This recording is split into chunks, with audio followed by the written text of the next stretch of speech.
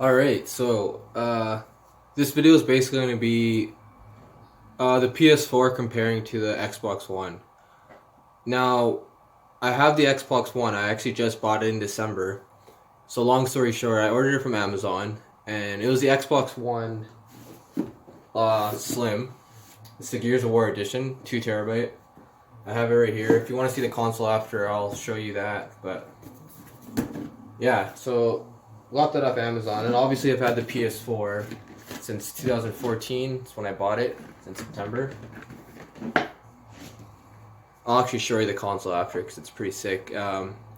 So it took me a long time to buy the Xbox One, and just in general to put my, I wouldn't say put my faith into Microsoft, but just to give them a chance, because I feel like there's no reason, I don't know, there's not many reasons for me to buy an Xbox, and there still isn't.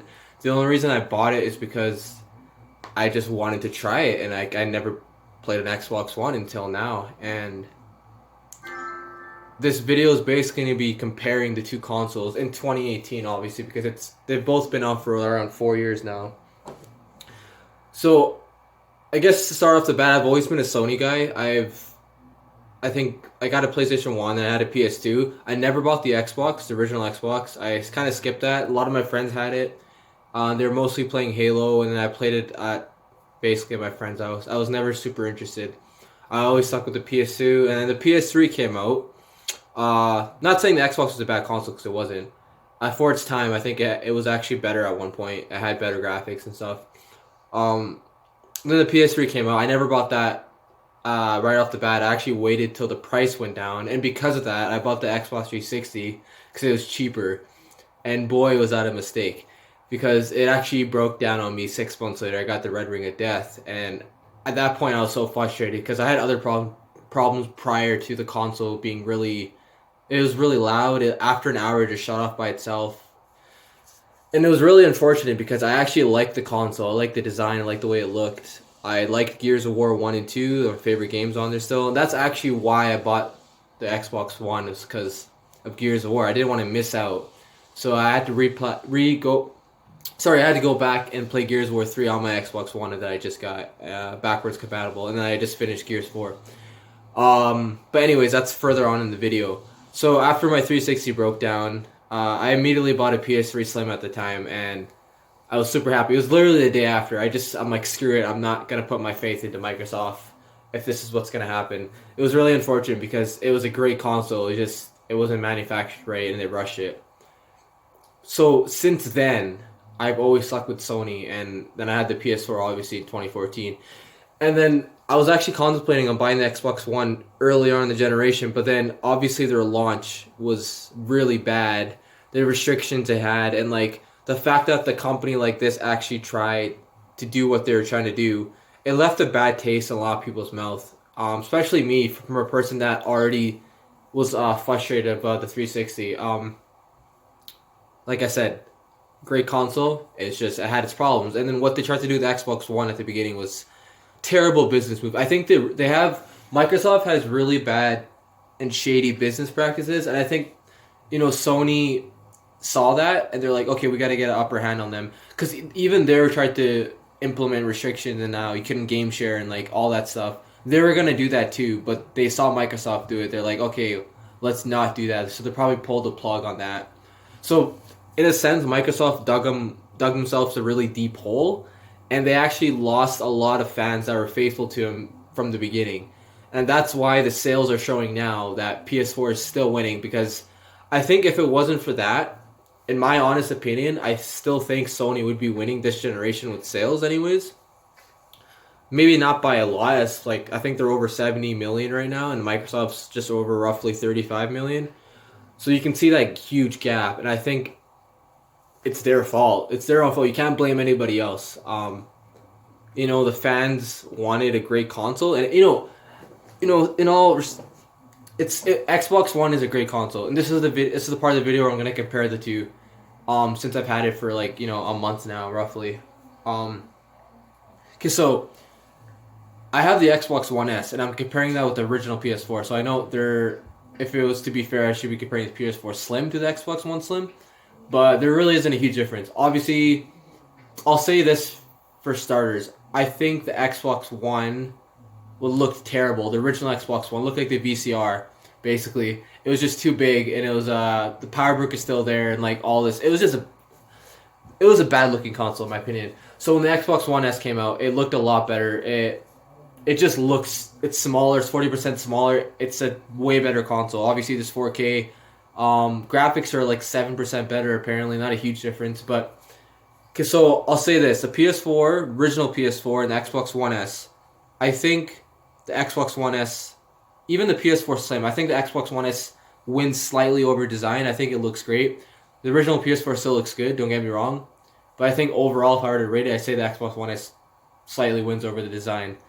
And that doesn't really matter at the end of the day because we're going off by other stuff like performance in games and what console has that. Cause so the online, I think a lot of people don't talk about what I'm gonna say right now. Is that the Xbox One? I'm not sure about the original, but as far as the Slim, or maybe even the X, I'm assuming it runs a bit more smoother and seamlessly in the background. So basically, it doesn't lag a lot when you're jumping towards apps and like it basically works more like a computer, obviously, which kind of makes sense because it's Microsoft. So I'm not saying the PS4 is slow on the home screen or anything, you know, the IU, but it's you can tell Microsoft's Xbox One is slightly a bit better when it comes to that regard. It's a bit more smoother. So but that doesn't mean the online's better. So another thing that's, I guess one thing that's kind of bad on the IU screen of the Xbox One is that everything's more, it's scattered, I guess. There's too much going on the home screen. You have to literally jump to like one screen to another screen to like check your messages or like, there's just too much. And I think Sony's IU screen is like a bit more categorized, I guess, and it's just easier to get to. So I think that's another thing most people don't talk about when we're comparing the two consoles. And overall, if you're talking about the online experience, there's not a huge difference this gen. Obviously, last gen, the PS3 was a lot worse than the 360 as far as online. It was a lot slower. You couldn't do party chat implements, and like there's certain things you just couldn't do. So if we're just talking about the online, there's not a huge difference. I can't. Some things are better on the Xbox, some things are better on the PS4, but those some things aren't like very really relevant. Like I said, the Xbox is a bit smoother. Like I can't say there's some things on the PS4 that are easier to do and other things on the Xbox. Like they're both pretty hand in hand, the same almost in my opinion. And I think both companies kind of learn from each other and they try to adapt certain things on both consoles. So I'm just gonna not really compare that too much because they're both consoles. Both good online consoles. Okay, so now talking about games, and this is where it gets interesting because I don't even barely have to say anything. You can look it up yourself. The PS4 is still winning in exclusives. The PS4 has better games, better exclusives, better developers like Naughty Dog. Are you kidding me? They have Naughty Dog. Like you can't compete with that. Microsoft still relies on Gears of War, Halo, Forza. They're coming out with a lot of new games. You know, like Anthem. Anthem's a good game that's coming out. Sea of Thieves. Crackdown's coming out this year, maybe next year. Some of those games are coming out this year. So, you know, but overall, the exclusives still went on Sony's side. And at the end of the day, it's about the games. It's really about nothing else. You're getting a console and sticking with one console because you like the games on there better. I'm assuming that's why most people buy a certain console. Also, most people buy certain consoles because it's more powerful. And that's the reason why Microsoft has failed with games because they only focused from the get-go on what they wanted to do with the consoles as far as how powerful it was. That's why they came out with the X. And the X should have been the original Xbox, just like the PS4 Pro should have been the original PS4. Like they kind of screwed over a lot of consumers and fans. But you have to expect that they come out with a new type of addition to like every system every so often in the middle of the console generation. So with that being said, like I said, Sony wins in exclusives, like hands down. You can't compete. And as far as graphics go, like I still think Sony has a slight bit of advantage on exclusive graphics on each game. So like if you're comparing Uncharted, you know, The Last of Us that's gonna come out, you know, even the Order 1886, which a lot of people didn't like, but if you look at that graphically, that's basically still better looking than every single game on the Xbox One.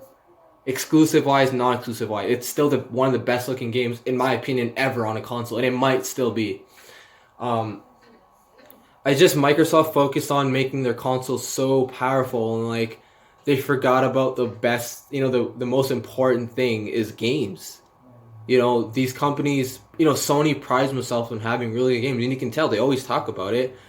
Whenever Microsoft announces an exclusive, it's just like it's not a huge impact. Like, because I just finished Gears of War, and the Gears of War 5 is going to come out, and then Halo 6 is going to come out still. So they're still relying on these old games. The Uncharted series just finished on Sony side with Lost Legacy, apparently.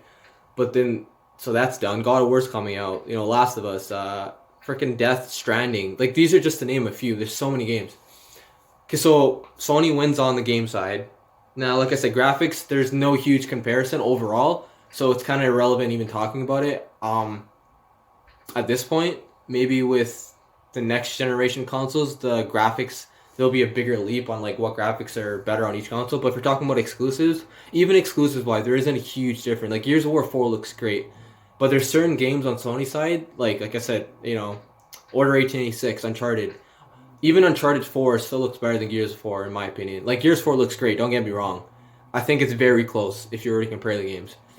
I do think Gears 4 has more of a darker side, too. Obviously, it's a bit more grainy than most games, which I like. So, as I'm making this video, like I said, all my videos are not scripted. I always talk from, I guess, top of my head. Like, I don't write anything down for the most part. Oh yeah, so another thing. Now I'm gonna compare controllers. All right, so if you look, Sony's actually coming out. You probably can't see this that well. I have the Xbox, the Gears of War Xbox controller. I think overall I do like Xbox's controllers. I've always liked them better. I think they fit better in my hand, even for a small guy like myself. You don't feel like they're gonna break them. Although the Sony controller is great, this dies in about 8 hours if you don't charge it. Or not even 8 hours. I think it's like 6 hours or something. Or frick, I don't know. Maybe no, it's less than that. What am I talking about? It's like a couple hours or something. I don't know. It dies really quickly. So that's one thing. It really sucks. But Microsoft still uses battery packs, which is ridiculous. So if you want an actual charger with a lithium battery, like the Play Kit charge, you have to spend like $30. There's no reason for a company like Microsoft to still carry battery packs in their controllers. That's ridiculous. Like even with the power brick that they had, which they have in the Xbox One S now, it's inside the Xbox One S, which that's why it's smaller. So yeah, battery packs, this is a no-go. This shouldn't be battery packs. So if they switch your batteries every 30 hours, that's fine. 30 hours is a long time. It's a lot longer than this. In a couple hours or 3-4 hours, you have to plug it in and charge it. So that's one downside. Overall, for gaming, Xbox One controller is a tad bit better, but this is still a great controller. Like, the PS3 controller, I hated it. It felt like you're going to crush it half the time, so they finally had a better controller. It's really even, but if I were going to... I think Microsoft takes the edge over the controller. So if you want a charger, you have to spend like $30, but that's really the only downside I can think of. And it has a 3mm jack, which they should have had from the beginning, but they didn't come out that until, the Xbox One S, and then maybe a little bit earlier than that. The Xbox One still has a disc tray drive, which I don't mind. I think that's kind of cool. It brings me back to PS2 days, I don't really mind that. It's just kind of frustrating that they still have that. And like you see Sony, they're way more... Granted, Sony had they've been making games longer than Microsoft. They had the original PlayStation 1. But I think in the next, integration of the consoles, I think Xbox should get rid of that. Get rid of the disc tray, get rid of the battery pack. Because it's... Like, who uses batteries now anyways? Like, unless, it's just supposed to be gaming. It's supposed to be next gen, not last gen, not 90s, It's funny because when you see a console that looks as good as the Xbox and it runs as good as the Xbox, then you see, like, a battery pack. It just doesn't make sense. Granted, though, it lasts a long time. And as long as you have the play and charge kit, you're set. Other than that, I'm trying to think of any other thing. PS4 is definitely louder than the Xbox One. My Xbox One barely even makes any noise, at least the S. My PS4 is usually a bit louder almost all the time. If you're worried about that, I don't know. It's not really a make it or break it type situation. So, overall, I think right now, in 2018, I still think the PS4 is better. Is the Xbox One S good? Or sorry, Xbox One, is it good? Yeah, it's great. Like, it's a great console. It runs fine. The only thing it's really missing is games. And that's why people should buy consoles. Like, that's why I have the PS4. It's the games I want to play. So when Microsoft gets that, when they get better games and more games, maybe next generation, maybe this. I think the PS4 will be, it'll be pretty even with the PS4 and Xbox. But right now, as we stand, I think PS4 wins.